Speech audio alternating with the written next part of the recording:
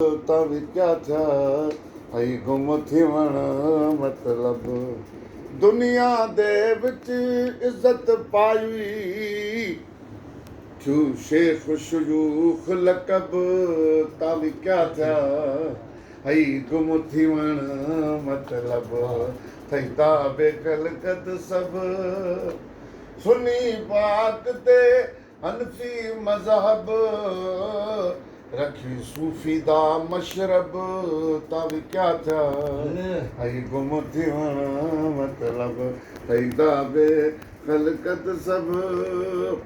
ओ विच आसार अफाल सफाइश जे यार गिधोई लभ तब क्या था हई गुम थिवण मतलब थई ताबे खलकत सब शहर फरीद तेॾा वञ हुलिया ओ शहर फरीद तेॾा वञ हुलिया हिंद माड़ ॾखिण पूरब तब क्या था हई गुम थिवण मतलब तोणे पुठीअ लॻे सारो जग त बि छा थियो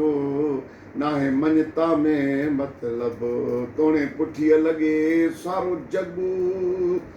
नफ़ी सिरी ख़फ़ी अख़फ़ा जे जारी थियो कलब त बि छा थियो नाहे मञता में मतलब तोणे पुठीअ लॻे सारो जग कान तमाशे केतिरा ओ कान तमाशे केतिरा हई वञनि पार अरब त बि छा थियो नाहे मञता में मतलब करे ॾेखारी केतिरो तूं आलम खे बि अजब त बि छा थियो नाहे मञता में मतलब तोणे पुठीअ लॻे सारो जग ओ बिना इश्क अल्लाह जे ओ बिना इश्क अल्लाह जे सचू थे सबब त बि छा थियो